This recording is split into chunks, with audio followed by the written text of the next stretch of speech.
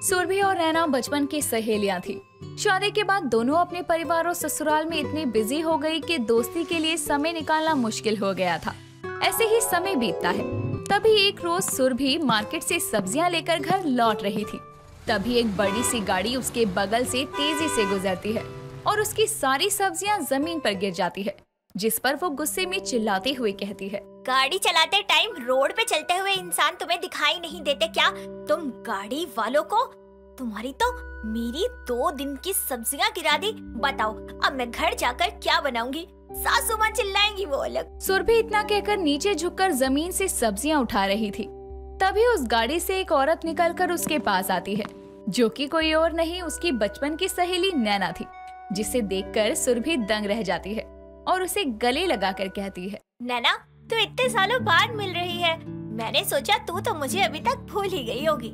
कैसी बातें कर रही है तू? अपने दोस्तों को भी कोई भूलता है क्या, जो मैं तुझे भूल जाती? मैं तो तुझे रोज याद करती थी। जब मैं यहाँ वापस आई तो तेरे घर भी गई थी, लेकिन फिर पता चला कि तेरी शादी हो गई है और आंटी अंकल ने भी घर बदल लिया है। फिर मैंने सोचा शायद तेरा मेरा साथ शादी के पहले तक ही था। मैंने तुझे बहुत याद किया, लेकिन बस वही हालातों के चलते दोनों चाहते हुए भी एक दूसरे से मिल नहीं पाए। लेकिन मुझे यकीन था कि हम आज नहीं तो कल मिलेंगे जरूर। बता फिर कैसी है? सारी बातें यहीं सड़क पर खड़ी होकर करेगी क्या? चलना कहीं चलते हैं बाहर घूमने। नहीं यार, लेट हो जाएगा घर पहुँचने में, सासू माँ बहुत सुनाएंगी। कोई बात नहीं, एक काम करते हैं, अभी तू मेरे घर ही चल ले, घूमने हम फिर कभी चल लेंगे, यहीं पास में मेरा घर है। नैना इतना कहकर सुरभि को अपने घर लेकर जाती है।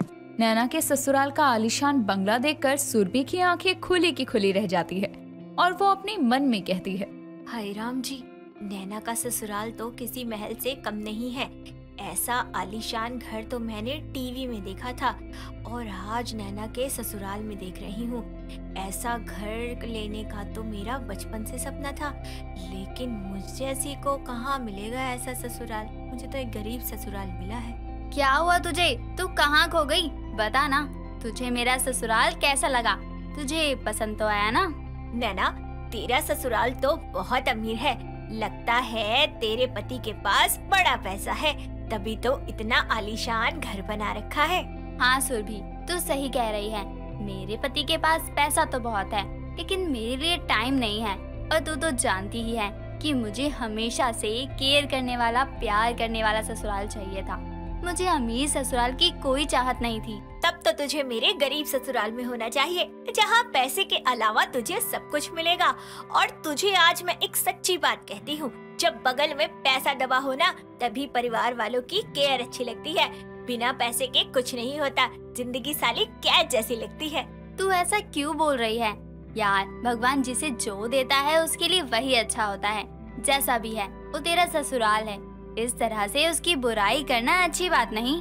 देख यार, हम बचपन के दोस्त हैं, इसीलिए मैं तुझे कुछ गलत नहीं कहना चाहती, लेकिन तुझे तो ना चाहते हुए भी अमीर ससुराल मिल गया, तो तू मुझे ये ज्ञान दे रही है। कहीं मेरी तरह तू गरीब ससुराल में होती, तब तुझे पता चलता कि अमीर होना कितना जरूरी है। तू भी इतनी दिनों बाद मिली, उसके बाद ये अमीर गरीब ससुराल का रोना लेकर बैठ गई है। जिसकी पूरी जिंदगी गरीबी में चली गई, वो हमेशा रोएगी ही ना। ये तेरी गलत सोच है सुरभि। जो नहीं मिला उसकी चाह में तू जो मिला है उसकी अहमियत भी खो रही है। खैर छोड़, तू मेरी बात नहीं समझेगी। गरीब ससुराल तो मेरा है ना, तेरा तो अमीर ससुराल है। चल मैं चलती हूँ, फिर कभी मिलेंगे। सुरभि इतना कहकर वहाँ से चली जाती है। ऐसे ही समय बीतता है और दोनों सहेलियां आए दिन एक दूसरे से मिलना शुरू कर देती है। नैना के कई बार कहने पर भी सुरभि नैना को अपने गरीब ससुराल में लेकर नहीं जाती थी। ऐसे ही थोड़ा समय और निकलता है। तभी एक रोज नैना सुरभि का पीछा करते हुए उसके घर जाती है, जहां सुरभि के ससुराल में नैना को बड़ी गाड़ी से उतरते हुए देखकर सब लोग हैरान थे। तभी सुरभि नैना का हाथ पकड़कर उसे घर के अंदर ले जाकर कहती है, तो यहाँ कैसे आई? मैंने तो तुझे अपने घर का पता भी नहीं दिया था। तू मेरी सहेली है, मैं जब तेरे घर आना चाहूँ आ सकती हूँ। तुझे क्या लगा तू नहीं बताएगी तो मुझे तेरा एड्रेस नहीं मिलेगा? मैं आज तेरा पीछा करते हुए यहाँ आ गई तेरे घर तक। क्यों आई है तू मेरे घर? मैं तुझे बाहर मिल लेती, फिर क्यों आई? अपने अमीर ससुराल का रौब झाड़ने आई है ना, और मेरे गरीब ससुराल का मजाक उड़ाने। वो तो तेरी सोच है। मैं तो तेरे ससुराल वालों से मिलने आई हूँ और तेरा घर छोटा है लेकिन बहुत सुंदर है पागल। अब तू ज्यादा मत सोच और जल्दी से मेरे लिए एक कप गर्मा गर्म चाय बना ला। चल ठीक है, तू मेरे कमरे में बैठ, मैं तेरे लिए चाय बना कर लाती हूँ। सुरभि इतना कहकर किचन में जाकर चाय बनाने लगती है। जल्दी जल्दी के चक्कर में सुरभि के हाथों से चाय का कप छूटकर जमीन पर गिर जाता है और उसका पूरा पैर जल जाता है, जिस पर वो जोर से चिल्लाती हुई जमीन पर बैठ जाती है।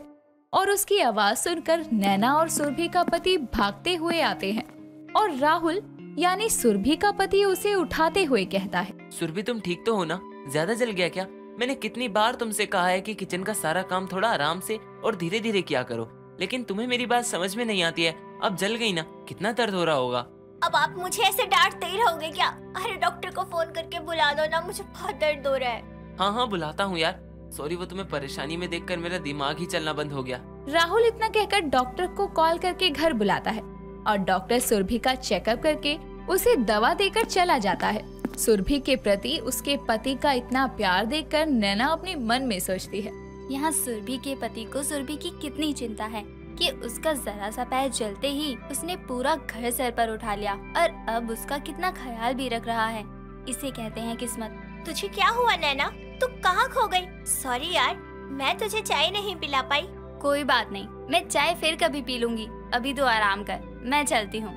नैना इतना कहकर वहाँ से चली जाती है। ऐसे ही समय बीतता है। तभी एक रोज ठीक होने के बाद सुरभि नैना के घर आती है तो देखती है कि वो पूरे घर में अकेली अपने कमरे में बुखार से तड़प रही है। तभी नैना का पति राजीव उसके पास आता है और उसको बीमार हालत में देखकर कहता है, यार तुम अभी तक बिस्तर पर ही पड़ी हो। मैंने तुमसे कहा था ना कि हमें एक बिजनेस पार्टी में जाना है जहाँ वाइफ के साथ जाना ज्यादा जरूरी है, फिर भी तुम अभी तक तैयार नहीं हुई। देखिए, मुझसे खड़ा भी नहीं हुआ जा रहा है। मैं आपके साथ पार्टी में नहीं चल सकती। मुझे नहीं पता, चलना तो तुम्हें पड़ेगा ही, वरना मेरा बहुत नुकसान हो जाएगा। हम रास्ते में दवा ले लेंगे। कम ऑन, जल्दी तैयार हो जाओ।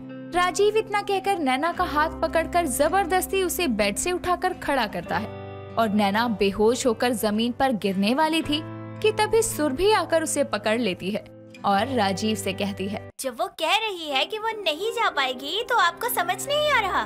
तुम कौन हो? मैं इनकी दोस्त हूँ और ये कहीं नहीं जाएगी। सुरभि की बात सुनकर राजीव गुस्से में वहाँ से चला जाता है।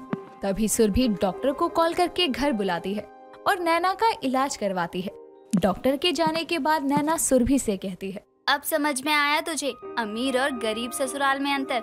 अमीर लोगों को अपने फायदे के सिवा और कुछ नहीं दिखाई देता, लेकिन गरीब लोगों में प्यार, केयरिंग, भरोसा सब होता है सिवाय पैसे के।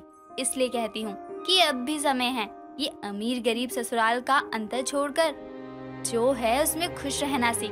तेरे पास ऐसा इंसान है जो तेरी कदर करता है। अपनी सहेली की बात सुनकर और उसकी हालत देखकर सुरभि को अपनी गलत सोच पर बहुत पछतावा होता है, जिसके बाद वो अपनी सहेली से कही हुई बातों के लिए उससे माफी मांगती है।